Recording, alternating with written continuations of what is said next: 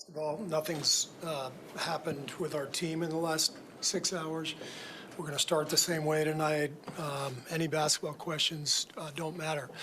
How would you feel if this happened to you today? We can't get numb to this. We can't sit here and just read about it and go, well, let's have a moment of silence. Yeah, go Dubs, you know. Come on, Mavs, let's go. That's what we're going to do. We're going to go play a basketball game. And 50 senators in Washington are going to hold us hostage. Do you realize that 90% of Americans, regardless of political party, want background check, universal background check? 90% of us, we are being held hostage by 50 senators in Washington who refuse to even put it to a vote, despite what we, the American people, want. They won't vote on it because they want to hold on to their own power. It's pathetic. I've had enough. So on Monday, I was at Operation Breakthrough, and this super cute little kid came in, this little bitty girl. She could not have been, I mean, she might have been 2. She might have been 3. She came in there to the 5-year-old classroom looking for her brother. She had these big brown eyes, long brown hair, and she had this little t-shirt on that said, "Preschoolers against Patriarchy."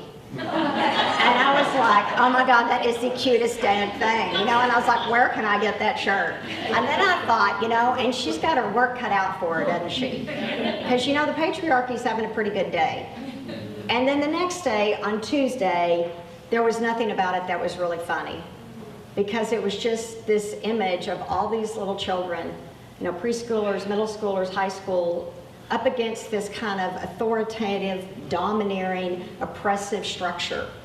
Thought of all those politicians in Texas, you know, 15 or 20 up on that stage, all men, one woman, and kind of the garbage they were spouting. Governor Abbott, who had sat there and told Texans last year they needed to go buy more guns, that they should be ashamed that California was ahead. California, a state with 10 million more people. Or to think that Ted Cruz can sit here and actually say that the need is for more weapons and more armament and more fortress, right? You know, when Columbine happened, there were 400,000 assault weapons in this country. Today, there are 20 million. So I think the idea that what we need is just more guns, that doesn't really seem to be working, right? These are the same people who believe that an 18-year-old, every 18-year-old, can be trusted with an assault weapon, but a woman can't be trusted with her own body, right? And this is not new. Go back a century and look at fascism when it was on the rise in Germany and Italy and Spain. And one of the things that you see over and over again is when authoritarian regimes are on the rise, 2 other things are happening together. Women's rights are being constrained, and this kind of hyper-masculinity is being pushed forward. And a lot of people have written about that. Ann Wingeter, who teaches at Loyola, and Erica Chenoweth at Harvard, and they've all spoken about how those things move together, how when women's rights are being constrained in particular, you know it's a bad day for democracy. Mussolini in Italy, he had his little statement, which was, as war is to men, motherhood is to women. And women got prizes for whoever had the most babies, right? They'd bring them from the villages into Rome, and they had taxes for being a bachelor. Men who were married got preferences in jobs. Men who had children got more preferences. Men who had even more children got more preferences. And of course, abortion was already illegal, but it became criminalized by 5 years in hard labor, and contraception was outlawed. And in Nazi Germany, you saw the same thing, right? Women were for 3 things: the kitchen, the church, and children. And that kind of, you know, resurgence is really what we see going on here. It goes back not just 100 years, it goes back all the way to the scripture we heard this morning, to the kind of empire, right, that Christianity was shaped in. And sometimes we kind of miss that, but we don't see that Christianity sort of became a part of the empire. You know, I kind of have grown up and kind of preached kind of a, you know, maybe a romanticized vision of the early church. It's like in the books of Acts, you've got this beautiful group of people coming together to form the church, and they're filled with God's Spirit. And in Acts 2 and 4, they have everything in common. It's kind of this Bernie Sanders vision, right? There is nobody hungry among them. And then, you know, you pick up some things like, Feminist companion to the Acts of the Apostles. And you're like, yeah, these essays kind of break it down differently. And I was reading one this week by two scholars, a man and a woman, and it was called Gender, Violence, and Constructs of Masculinity in the Acts of the Apostles. And basically what the author was saying was, there's a heck of a lot of violence in the book of Acts, right? And we've kind of become numb to it. People, even in the text today, they're getting flayed, they're getting slogged, they're getting thrown in, they're getting persecuted and all this. And there's also, even though a lot of it happens to the Christians, there's also a violence that the Christians kind of perpetrate. And you kind of hear that a little bit in this passage this morning in the way this woman is dismissed. So last week, I talked about Lydia and, oh, this strong woman, businesswoman, here they come to her house and she's this leader. And that's all true. But, there's also she was kind of conforming to, the confines of the empire. And so a lot of women scholars kind of look instead at the slave girl and say, now there's somebody who refused to conform, who called it out, who kept saying we have to go in a new direction.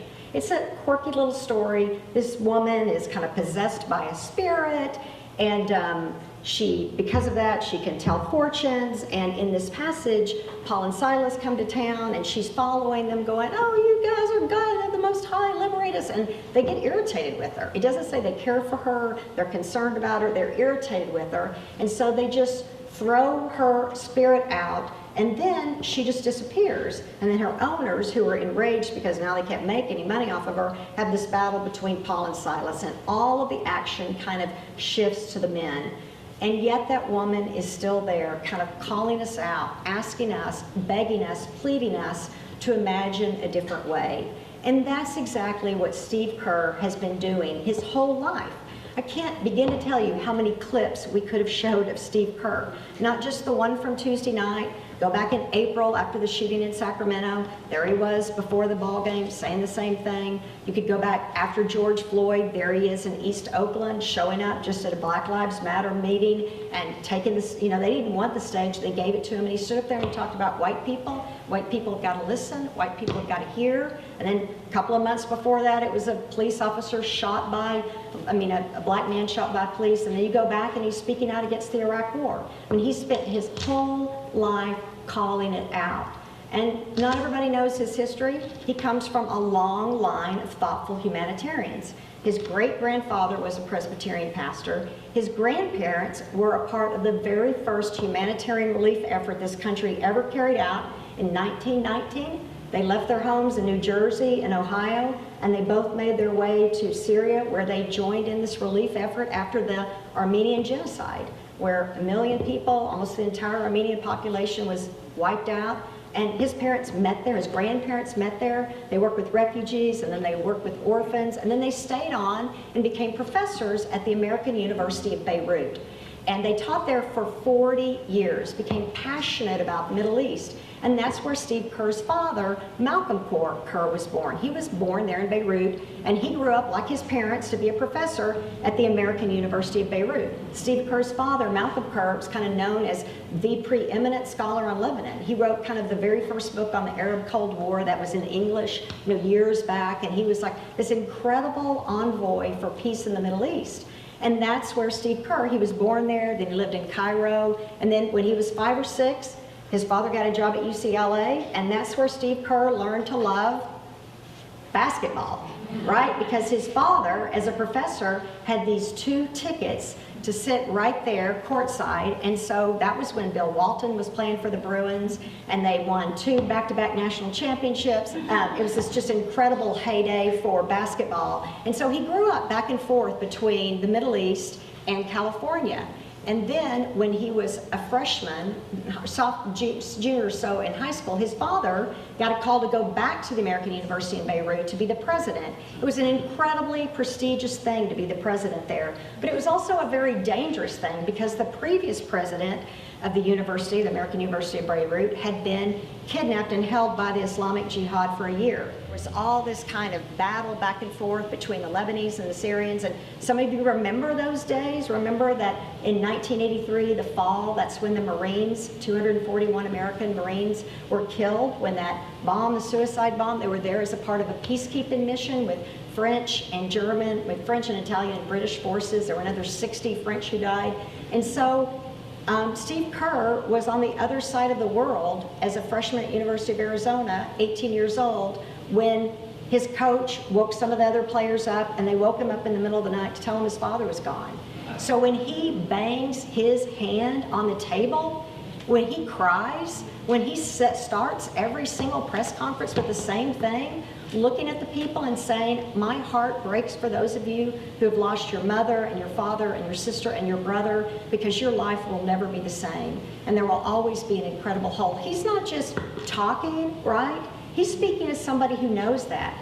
39 years now without his father. When he was at University of Arizona, he barely made the basketball team, right? I mean, his father had taught him to play. I mean, who would have known he would go along to have like 8 NBA titles? I mean, he's like, you know, as a player and a coach, and his father taught him to play. I mean, all of his fathers missed all of that and more. Like, he'll tell you basketball doesn't matter. His 3 kids didn't know his father. His wife didn't know his father, right? When he bangs his hand on the table and says, enough is enough, he's speaking as somebody, not some namby-pamby, wide-eyed liberal, right?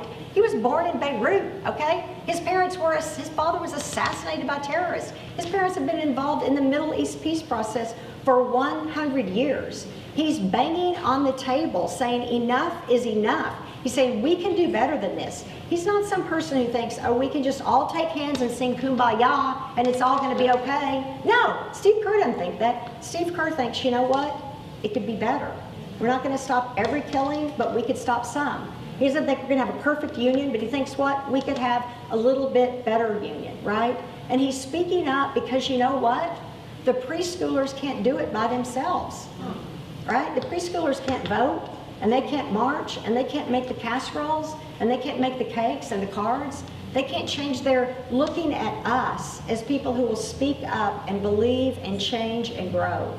So we come here today kind of as people who know that this country is not just the worst that we can see. It's also a group of people, preachers and poets and songwriters and pastors and all kinds of teachers and lawyers and parents who have believed this country could do more. This morning I woke up and my daughter sent me just that little ending of Barack Obama's inaugural address in 2008. It was a word that called us, a word that speaks to us, a word that I leave you with now as a reminder of what we're called to remember in this great experiment and what we're called to live out too. Let it be said by our children's children that when we were tested, we refused to let this journey end, that we did not turn back, nor did we falter, and with eyes fixed on the horizon and God's grace upon us, we carried forth that great gift of freedom and delivered it safely to future generations. Amen.